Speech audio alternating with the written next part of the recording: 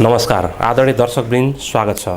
हरेक हप्ताको शनिबार बेलुकी 8 बजे प्रस्तुत हुने कार्यक्रम सिर्जनाका सुसेली लिएर आजको हप्ता पनि म नियमित प्रस्तुता सुभाष खनाल आइसकेको छु। सिर्जना क्षेत्रका विभिन्न व्यक्तित्वहरूसँग मैले यो कार्यक्रममा भलाकुसारी गर्ने गरेको छु, अन्तरङ्ग कुराकानी गर्ने गरेको छु र उहाँहरूको रचनालाई कार्यक्रममा प्रस्तुत गर्ने गरेको छु। सदाझैँ आज पनि मसँग एकजना व्यक्तित्व हुनुहुन्छ। लेखनमा लामो समयदेखि क्रियाशील, विशेष गरी नुवाकोट बसेर सिर्जना कर्ममा सक्रिय व्यक्तित्व सुमित्रा पौडेल रिमाल, जो साहित्यिक हिसाबले सुमित्रा सुमी नाममा कलम चलाउनुहुन्छ। उहाँसँग कुराकानी गर्नेछु। उहाँ 2044 असार 8 गते उत्तर गया 5 माझगाउँ रसुवामा जन्मिनु भएको हो र कर्मस्थानका हिसाबले स्थायी ठेगानाको रूपमा अहिले विदुर 4 विदुर नुवाकोटमा हुनुहुन्छ र त्यहीँ रहेर आफ्नो कलम चलाइराख्नु भएको छ, लेखनमा सक्रिय हुनुहुन्छ। यतिखेरसम्म उहाँको 2वटा एकल गजल सङ्ग्रहहरू प्रकाशित छन्। एक्लो कुसुम 2063 सालमा प्रकाशित छ भने अर्को 2071 सालमा नदेखिएका स्वप्नहरू गजल सङ्ग्रह प्रकाशित छ। त्यसै गरी संयुक्त कविता कृति, त्यसै गरी गजल सङ्ग्रहहरू पनि उहाँहरूको संयुक्त कृतिहरू पनि प्रकाशित छ। हाल उहाँ साहित्यिक पत्रकार सङ्घ जिल्ला शाखा नुवाकोटको अध्यक्ष हुनुहुन्छ। त्यसै गरी साहित्य सङ्घमा नुवाकोटको अध्यक्ष हुनुहुन्छ। त्यस्तै अन्य थुप्रै साहित्यिक सङ्घ संस्थामा क्रियाशील हुनुहुन्छ।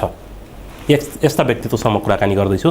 उहाँ विशेषतः कविता, त्यसमाथि पनि पद्य कविताहरूमा कलम चलाउनुहुन्छ र सुमधुर वाचन पनि गर्नुहुन्छ। साथमा गजलहरू लेखन गरिराख्नु भएको छ।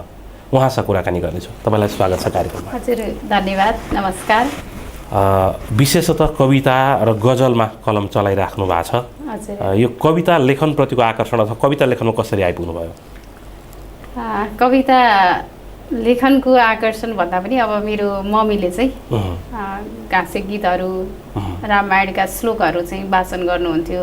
त्यो लहै लहै रमाइलोमा अनि कहिलेकाहीँ फुर्सद हुँदा चाहिँ आफू जब हामीले अलिअलि अक्षर चिन्यौँ, पढ्न सक्ने भयौँ, त्यस पछाडि चाहिँ उहाँहरूको लयमा चाहिँ उहाँहरू फुर्सदमा बसिदिँदा लौ न पढ्दै आऊ, हामी सुन्छौँ, तिमीहरूले सुनाइदिऊ, तिमीहरू त पढेका मान्छे भनेर त्यो गरिरहँदा चाहिँ जति बेला हामी कविता भनेर आजभोलि पो कविता रहेछ, ती श्लोकहरू कविता रहेछन् जस्तो लाग्छ होइन। त्यति बेला चाहिँ सिलोक भन्ने भनेर हाम्रो आफ्नै गाउँले भाषामा भन्दा सिलोक पढ्ने भनेर चाहिँ रामायण, सत्य हरिचन्द्रको कथा, देवी भागवत यस्ता सिलोकहरू चाहिँ फुर्सदमा हामीले पढेर सुरुवात गरेका रहेछौँ जस्तो लाग्छ। अनि पछि जब कविता भन्ने बुझ्न थालिएको चाहिँ जब पछि भएपछि जब पाठ्यपुस्तकमा पढ्न थालियो, शिक्षकहरूले पनि कविता लेख भनेर भन्न थाल्नुभयो, त्यस पछाडि चाहिँ कविता हो भनेर कविता बुझेर लेख्न थालियो। जस्तो अब तपाईँ विशेषतः छन्द कवितामा अथवा पद्य शैलीका कविताहरू लेखिराख्नु भएको छ होइन।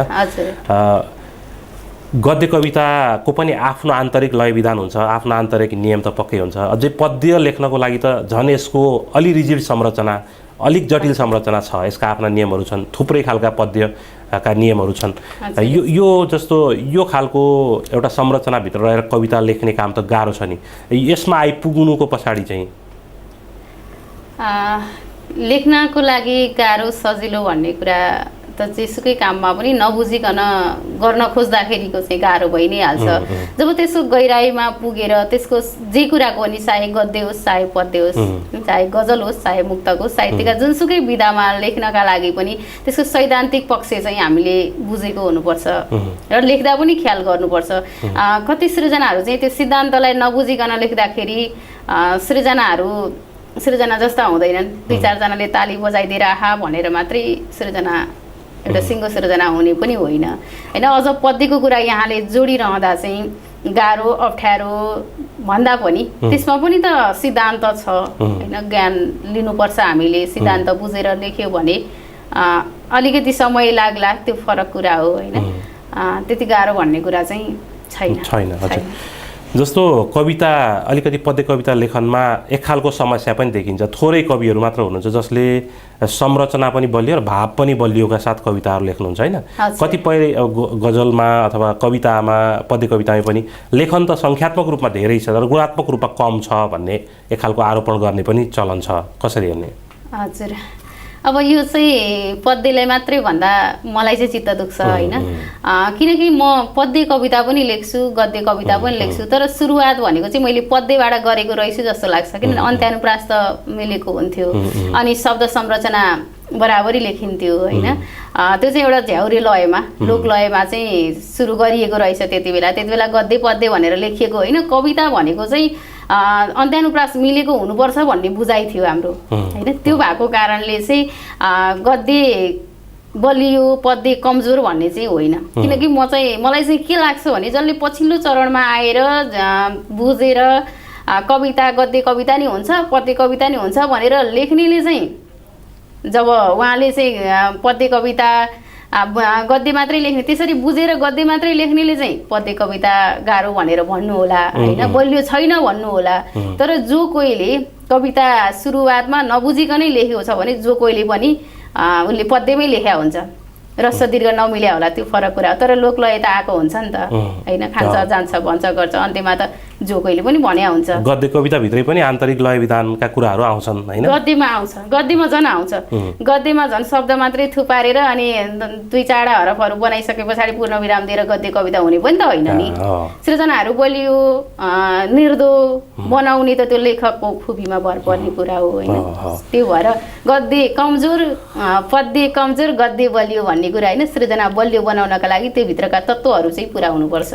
अलिकति अतिहरू जस्तो यो कतिपय सन्दर्भमा होइन कतिपय अतिहरू पनि देखिन्छ, जस्तो पद्य कविता लेख्नेहरूले गद्य कवितालाई कवितै होइन भन्ने खालको कुराहरू पनि गर्ने होइन, अथवा गद्य कविता लेख्नेहरूले पनि पद्य कविताभित्र धेरै पद्य कविताहरूभित्र भाव छैन भन्ने खालको ऊ गर्ने। त्यस्तै गजलभित्रै पनि त्यो खालको छ होइन, बहर बिना गजलै हुँदैन भन्ने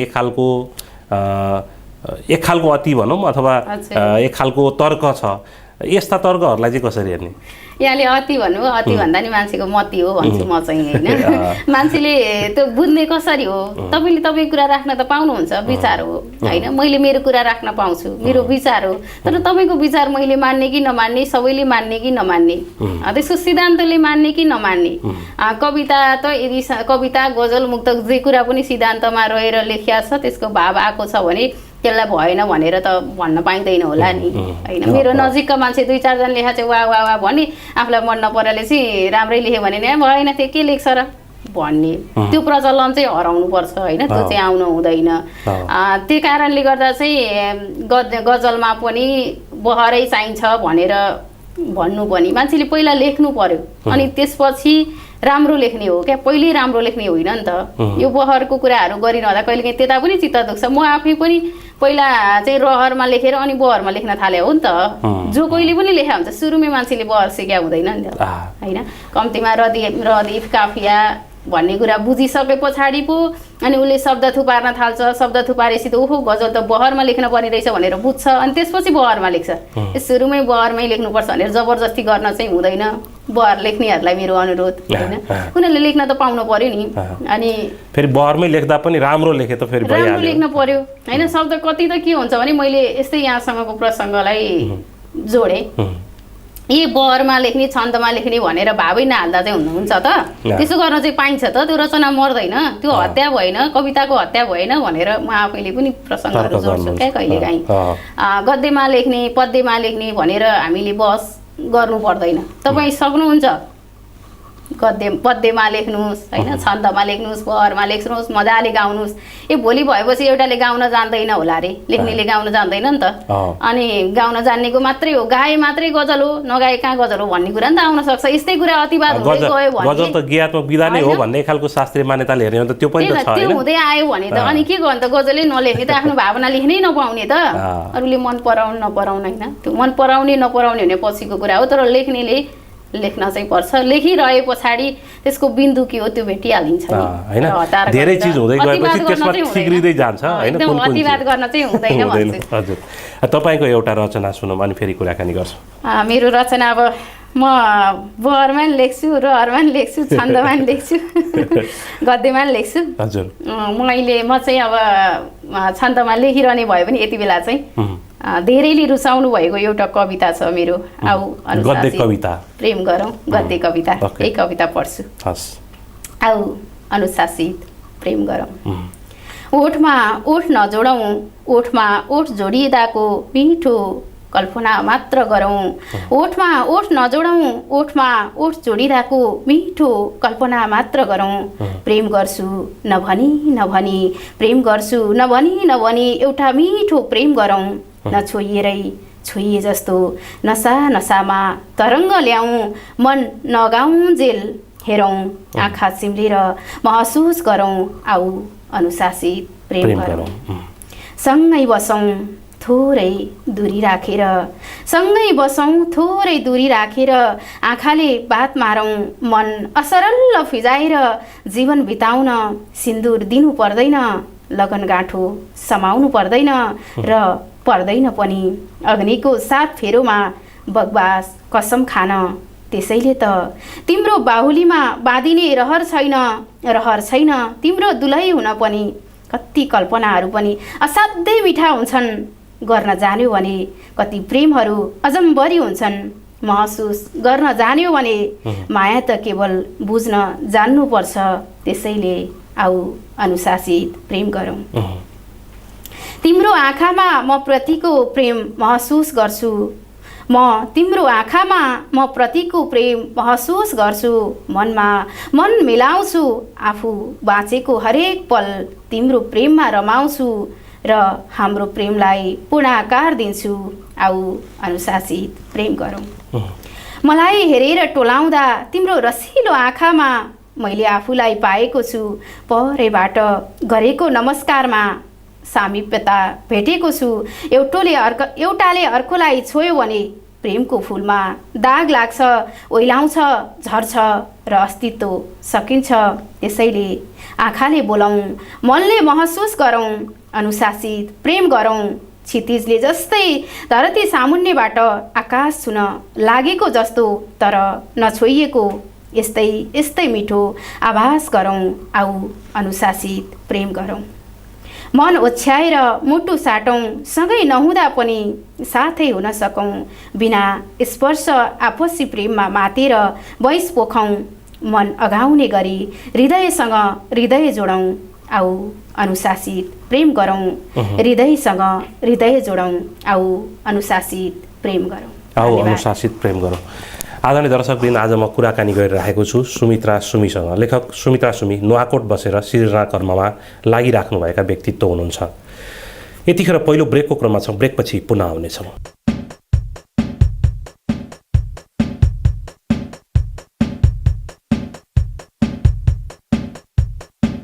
यो पहिलो ब्रेकपछि पुनः स्वागत छ कार्यक्रममा। सिर्जनाका सुसेलीमा छौँ। शनिबार बेलुका 8 बजे प्रस्तुत हुने यो कार्यक्रम आइतबार बिहान 11 बजे पुनर्प्रसारण हुने गर्दछ। आज मसँग हुनुहुन्छ साहित्यकार सुमित्रा सुमी। उहाँसँग कुराकानी गरिरहेको छु। फेरि पनि तपाईँसँग कुराकानी गर्न चाहेँ र गजलको तपाईँको 2वटा कृतिहरू प्रकाशित छन् होइन? यो गजल लेखनको बहावलाई हेरेर एकजना लेखकले लेखक बन्नेलाई टिप्स भनेर लेख्नु भएछ के भने गजल चाहिँ नलेख्नु भनेर टिप्स दिनुभएछ होइन? चर्चित लेखक, नेपालका चर्चित लेखक नै हुनुहुन्छ। चर्चा परिचर्चा पनि भयो त्यो विषयले। यो गजलमा लेखन सङ्ख्यात्मक रूपमा धेरै छ अनि अलिकति शास्त्रीय विधा पनि। नेपालमा आएपछि चाहिँ नेपालमा मात्रै नभनौँ, इन्डिया नेपाल हुँदै गर्दाखेरि गजल चाहिँ यसको शास्त्रीय परिधानको कुरा गर्ने हो, शास्त्रीय विधान कुरा गर्ने हो भने अलिकति प्रेमसँग श्रृङ्गार रससँग जोडिने विधा बिस्तारै ग्राउन्डमा यो भूमिसँग पनि जोडिनुपर्छ भन्ने खालका तर्कहरू भएका छन्। यहाँको मान्यता चाहिँ के हो? गजल कसरी लेखिनुपर्छ जस्तो लाग्छ? अब मैले त मेरो विचार भन्ने मात्रै हो। गजलको सिद्धान्तले सबै कुरा बोल्छ। मैले अगाडि पनि भनिराखेको छु, सिद्धान्तमा रहेर रचियो भने कुनै पनि विधाहरू अपुरो हुँदैन। सिद्धान्तमा सबै कुरा भनिएको हुन्छ। यो कुरा चाहिँ यो रचनाका लागि, यो विधाका लागि चाहिँ यी कुराहरू आवश्यक हुन्छ भनेर भनिएको छ। मेरो विचारमा चाहिँ, मेरो आफ्नै विचार चाहिँ के हो भने पहिला चाहिँ गजललाई श्रृङ्गारिक मात्रै हुनुपर्छ। त्यसमा पनि दुईजना बिचको, केटा र केटी बिचको वार्तालाप मात्रै हुनुपर्छ र त्यो भन्ने खालको थियो। तर अहिले चाहिँ के छ भने हरेक कुरा त बिस्तारै परिमार्जित हुँदै आउने कुरा हो। समयसँगै आएको कुरालाई हामीले स्वीकार्नु पनि पर्छ भन्छु म चाहिँ। किनभने हिजो चाहिँ हामी हिँडेर निकै टाढा पुग्थ्यौँ भने आज हामी हिँडेरै पुग्छौँ भनेर पनि हुँदैन। गाडीको व्यवस्था भयो, प्लेन आयो कि हामी नचढ्ने त अब त्यसको स्वाद त लिनु पर्यो नि होइन। त्यो भएर आएका कुराहरू राम्रा परिवर्तनहरूलाई चाहिँ हामीले स्वीकार्नुपर्छ, राम्रा कुराहरूलाई छानेर पन्छाउन जान्नुपर्छ। हुन त फेरि हिजोका दिनमा गजलहरू भनेको राजदरबारहरू अथवा घरानियाहरूभित्र मात्रै सीमित थियो नि त होइन। अहिले सबैले गजल पढ्ने गजल सुनाउने अवस्था पनि आइसकेको छ। यहाँको तर्क त्यही सापेक्षित पनि छ। एकदमै यहाँले भन्नुभएको जस्तै गजल श्रृङ्गारमा मात्रै होइन, गजल चाहिँ परिवेशमा होइन, देशको आर्थिक राजनीतिक अनि दुःख सुख सबै कुरा रमाइलो होइन, अनि प्रेम त छँदैछ झन् गजलको अब छुटाउनै नहुने त्यो प्रसङ्ग भनिन्छ, प्रेम ल्याउनै पर्छ। श्रृङ्गार र ज्ञात्मकता त गजलको एउटा खालको भन्यो भने विशेषता नै हो होइन। हजुर हजुर हजुर। हस्, एउटा गजल वाचनको लागि आग्रह गर्छु। हस्, धन्यवाद। कविता गद्यको पढेँ, गजल चाहिँ बहरको पढ्छु। म गजलको कुरा गरिरहँदा अलिकति थोरै कुरा जोड्छु, गजलबाट एउटा कम पढौँला केही भएन। प्राय चाहिँ बहरको गजल लेखौँ भन्नेहरूसँग चाहिँ मेरो एउटा अन्तर्क्रिया हुन्छ। गजल बहरमा लेख्ने भनेर भन्ने अनि नेपाली भाषामा चाहिँ जुन ह्रस्व दीर्घ भन्ने छ नि, त्यो कुरा चाहिँ बहरको गजलमा नहुने रहेछ। उहाँहरू यदि हामीलाई सुन्नेले कसैले तपाईँहरूले हेर्दा चाहिँ के भने होला, किन नहुनु पनि भन्नु होला। म आउनु खोजेको कहाँनिर हो भने बहरको गजलमा चाहिँ जस्तै ह्रस्व सँगै आयो भने त्यसलाई दीर्घ मान्न मिल्छ भनेर भनिन्छ, त्यही भएर नहुने रहेछ भन्ने चाहिँ मेरो तर्क हो क्या। हामीले चाहिँ हाम्रो वर्णमालालाई नै त्यसरी हत्या गर्न चाहिँ पाइँदैन, मेरो चाहिँ भनाइ होइन। तपाईँ बहरमा होइन छन्दमा लेख्नुहोस् न, मेरो भनाइ होइन। बहरमा लेख्ने भनेर अनि रस्व दुईवटा भयो भनेर हामीले भाइ बहिनीलाई त्यसरी सिकायौँ भने दुईवटा रस्व राख्यौ तिमीहरूको चाहिँ त्यो दीर्घ हुन्छ भनेर हामीले सिकाउन त मिल्दैन नि होइन। त्यो भएर त्यो चाहिँ नगरौँ, मेरो अनुरोध होइन, मलाई लागेको कुरा। तपाईँहरू बहरमा भनेर त्यो चाहिँ तपाईँहरूले शब्दको हत्या त्यो गर्ने सट्टा चाहिँ बरु छन्दमै लेख्नुहोस्, नबिगारी लेख्नुहोस्, नेपाली छन्दमा लेखौँ, गाउन मिल्ने भयो भने त भयो। त्यही त छन्दमा लेख्नुहोस्, त्यसै रस दुईवटा राखेर दीर्घ हुन्छ भन्ने कुरा चाहिँ नभनिदिनुहोस् भनेर मेरो अनुरोध। र प्रायः मैले यो कुरा बोलिराखेको पनि हुन्छु। एउटा दिगपाल छन्दको गजल पढ्छु, यो प्रेमिल नै छ। आऊ बहार देऊ, आऊ बहार देऊ, माया गरेर जाऊ, आऊ बहार देऊ, माया गरेर जाऊ, पिउने छु प्यार साथी, आत्मा भरेर जाऊ, आऊ बहार देऊ, माया गरेर जाऊ, होला पियास बाधा, होला पियास बाधा, सोच्दै नसोच्नु कोही, होला पियास बाधा, सोच्दै नसोच्नु कोही, जानै परे त डेरा, दिलमा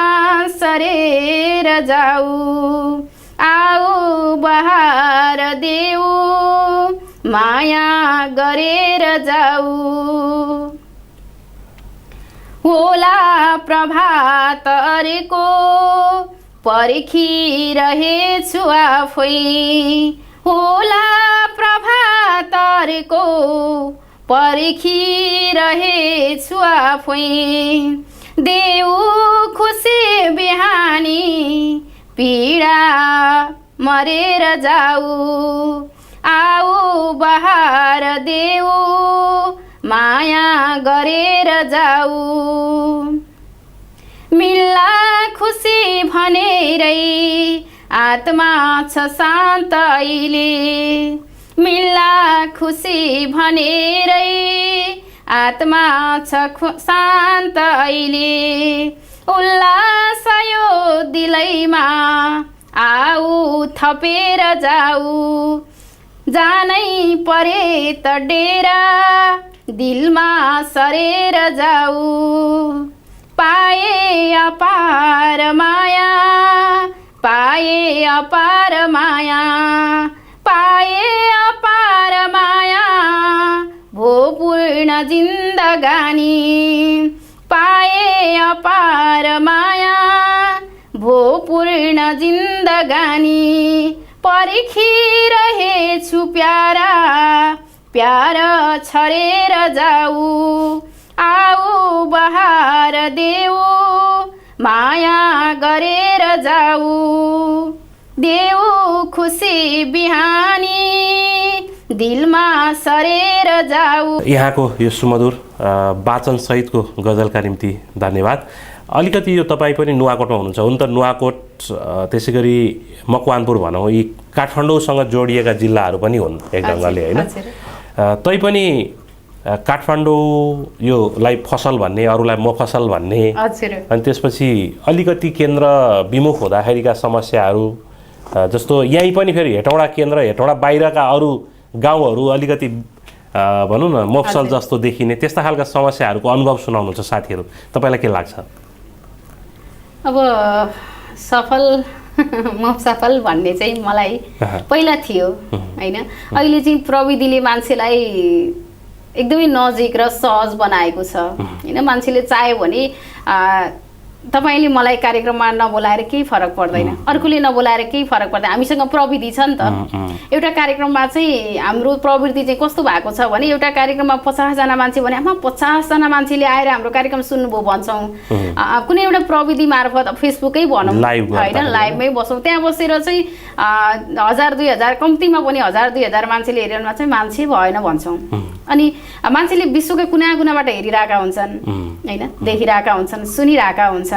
आजभोलि चाहिँ नजिक टाढा सजिलो अप्ठ्यारो होइन सहर बजार भन्ने कुरा चाहिँ अब चाहिँ छैन होला जस्तो लाग्छ मलाई। किनभने मान्छेसँग इन्टरनेट चाहिँ नहोला, वाइफाई भन्ने चिज नहोला, तर मोबाइल सबैको हातमा छ होइन। मान्छेले नेट त मोबाइलमा सबैसँग छ नि त होइन। त्यो भएर चाहिँ त्यति अप्ठ्यारो पर्दैन होला। अब केही न केही भूगोलको रूपले हेटौँडा जस्तै नुवाकोट नहुन सक्छ, काठमाडौँ जस्तै नुवाकोट नहुन सक्छ होइन। त्यो चाहिँ भौगोलिक कुराहरूले पनि असर पार्ने कुराहरू हो र त्यति धेरै मान्छे चाहिँ विकटताको कारणले नै लेखकहरू पछाडि पर्नुपर्ने अवस्था चाहिँ अहिले छैन। आफूसँग खुबी छ भने होइन, क्षमता छ भने चाहिँ एक दिन बिन्दुमा पुग्ने, ठाउँमा पुग्न सक्ने अवसर र बाटाहरू चाहिँ आउँछ।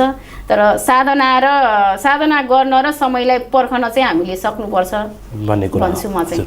आदरणीय दर्शकवृन्द, आज मसँग हुनुहुन्छ सुमित्रा सुमी, उहाँसँग कुराकानी गरिरहेको छु। उहाँको लेखनका विषयमा छलफल गरिरहेको छु र उहाँको रचनाहरूलाई कार्यक्रममा प्रस्तुत गरिरहेको छु। दोस्रो ब्रेकको क्रममा छ, ब्रेकपछि पुनः आउनेछौँ।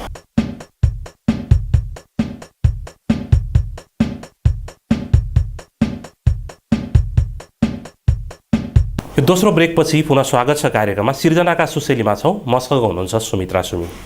फेरि पनि स्वागत गर्न चाहे। हस्, धन्यवाद। एउटा रचना वाचनको लागि आग्रह गर्छु। मेरो आफ्नै रचना पनि छन् अलिअलि, त्यो वाचन गर्न मन पनि छ, तर समय लगभग अन्तिममा छौँ होला जस्तो पनि लागेको छ मलाई। त्यही भएर आफ्ना रचनाहरू फेरि अर्को बसाइमा कुनै बेला चाहिँ म सुनाउँछु। यति बेला चाहिँ मेरो हातमा म हेटौँडा आएको अवसरमा आदरणीय कवि पूर्णकला घिमिरे दिदीसँग मेरो भेट भयो। उहाँको काव्य कृति नसमेटिएका तरङ्ग जुन कृति चाहिँ अहिले मसँग छ, अगाडि यहाँले जोड्नु भएको प्रसङ्ग मान्छे काठमाडौँमै भएर पनि परिचित हुने होइन र रसुवाको गतलाङमा भएरै मान्छे अपरिचित हुने पनि होइन। दिदी चाहिँ हेटौँडामै बस्नुहुन्छ होइन। उहाँको कृति चाहिँ मैले आज मात्रै फेला पारेँ होइन। यो कृति मैले अझ अगाडि प्राप्त गर्न पाए हुन्थ्यो जस्तो लाग्यो। मैले सरसर्ती हेरेँ, कविताहरू निकै मिठा रहेछन् होइन। मैले चाहिँ उहाँलाई सम्मान स्वरूप र यो नसमेटिएका तरङ्गलाई सम्मान स्वरूप आदरणीय कवि पूर्णकला घिमिरे दिदीको कविताको परी, कविता परी शीर्षकको एउटा कविता वाचन गर्छु। सुरु गर्छु। कविताको शीर्षक छ कविता परी। यसका रचनाकार पूर्णकला घिमिरे दिदी हुनुहुन्छ। कविता परी। साहित्य मन हो मेरो, साहित्य धन सञ्चय, यसैका शुभ बाटामा हिँड्दा मिल्ने परिचय, मनका कन्दराभित्र जन्मिन्छन् कविता परी, यिनैलाई छरौँ क्यारे अझै वसुधाभरि, अनेकौँ थरीका वाक्य अनेकौँ थरीका लय, झिकी साहित्यमा पस्दा यिनमा छैन केही भय, चेतनाद्वार खोलेर बसिन्नी कविता परी सिर्जना फाटमा रम्दै कीर्ति छर्छिन् सधैँभरि कतै तितो कतै टर्रो कतै मिठो भारी भरी कतै हास्य कतै व्यङ्ग्य पस्किन्छन् कविता परी मनमा जन्मी फेरि मनैमा मुस्कुराउँछिन् पगाल्छिन् मनको कालो दिव्य ज्योति जगाउँछिन्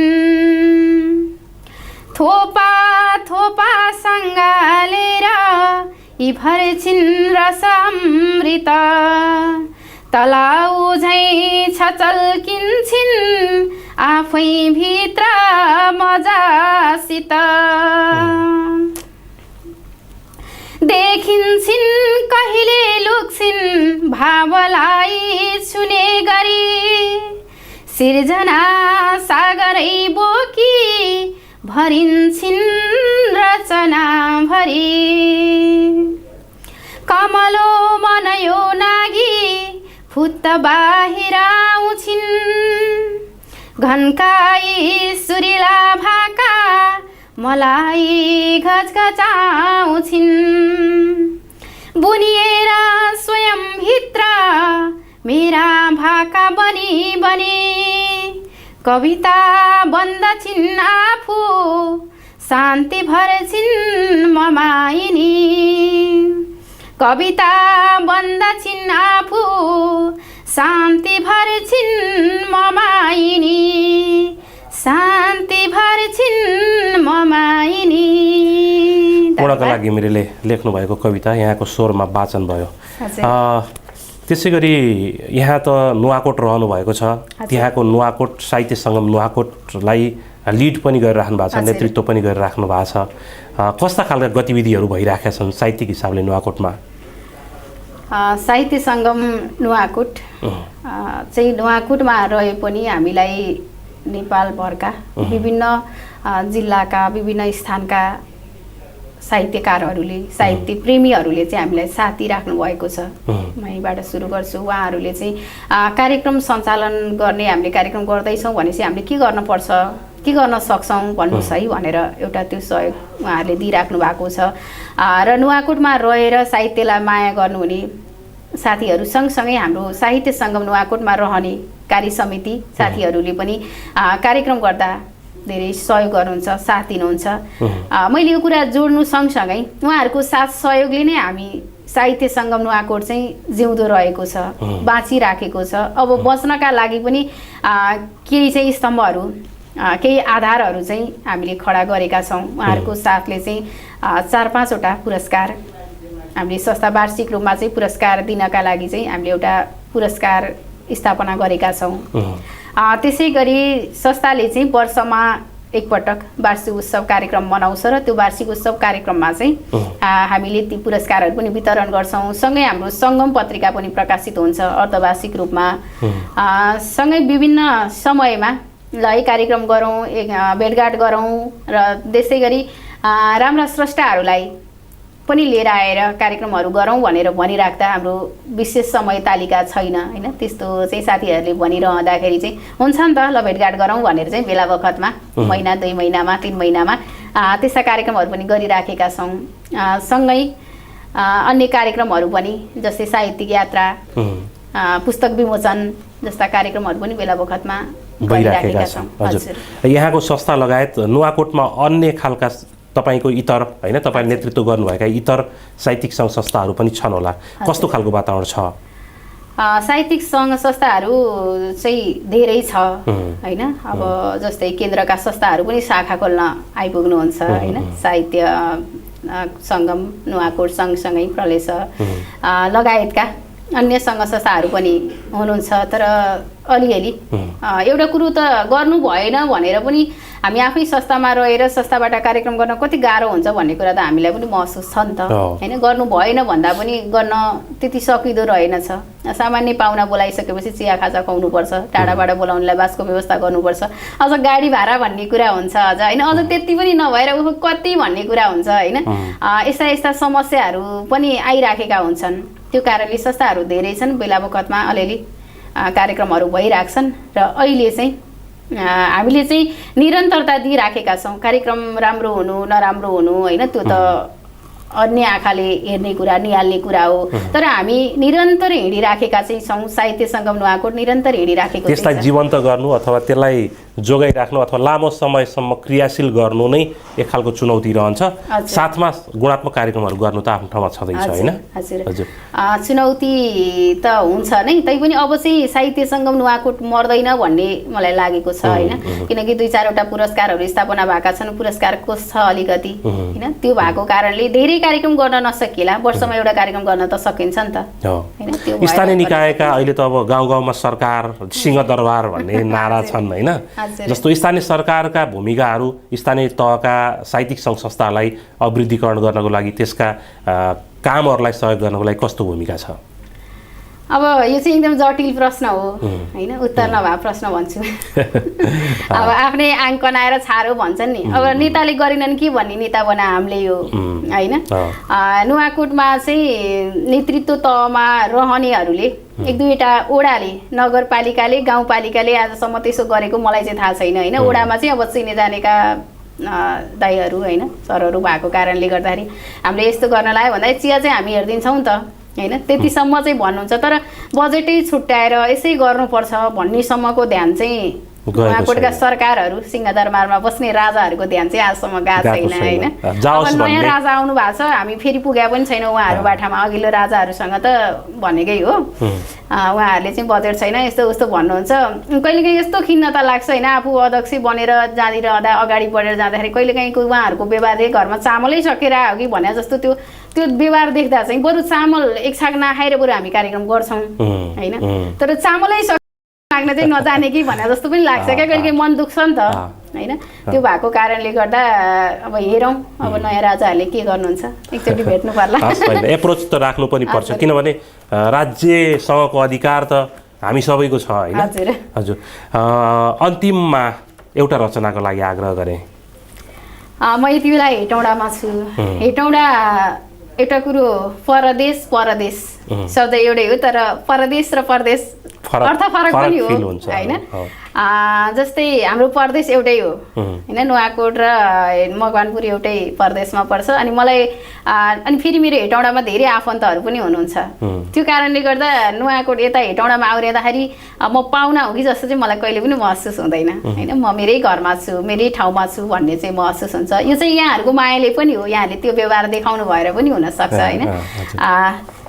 यो कुरा मैले जोड्नुको अर्थ चाहिँ आज म एउटा कार्यक्रम आत्मसलिन आदरणीय महाकाव्यकार मुना अर्याल दिदीको आत्मसलिन महाकाव्यबाट केही श्लोकहरू वाचन गर्नका लागि आँचल कलापुञ्जको कार्यक्रममा आज आएको म। त्यस कारणले त्यसमा वाचन गरिएका कविताहरू अझ भनौँ आत्मसलिनमा निकै महत्त्वपूर्ण निकै सशक्त कविताहरू श्लोकहरू छन्, यहाँहरूले पढिदिनु होला मेरो अनुरोध छ। र सँगै मलाई पनि यसका कविताहरू यसभित्रका कविताहरू जति पढ्दा पनि म अगाउँदिनँ। म यसैभित्रबाट मेरो रचना पढ्नुभन्दा पनि आदरणीय महाकाव्यकार मुना अर्याल दिदीको काव्यकृति महाकाव्य आत्मसलिनबाट प्रथम सर्गको केही श्लोकहरू चाहिँ वाचन गर्छु। 2-3टा श्लोकहरू पढ्छु। सुरुमै तोटक छन्दको छ, म यसलाई यो हुन त यो श्लोकहरूको भाव चाहिँ सुरुमा पढ्नुपर्ने रहेछ, अन्तिममै भयो नि मङ्गल सधैँभरि होस् भन्ने भाव चाहिँ पढ्छ है त। सर्ग 1 को छन्द तोटकमा रहेको छ, यही पढ्छु। सब मङ्गल होस् सब मङ्गल होस् विदुपावक भास्कर मङ्गल होस् गगनै पवनै जल मङ्गल होस् सब मङ्गल होस् सब मङ्गल होस् दिन एक कुनै नवकाव्य कृति म पुकार चढाउँछु हे प्रकृति निहुरी मनबाट पुकार गरे सुन हे जननी दिलबाट भने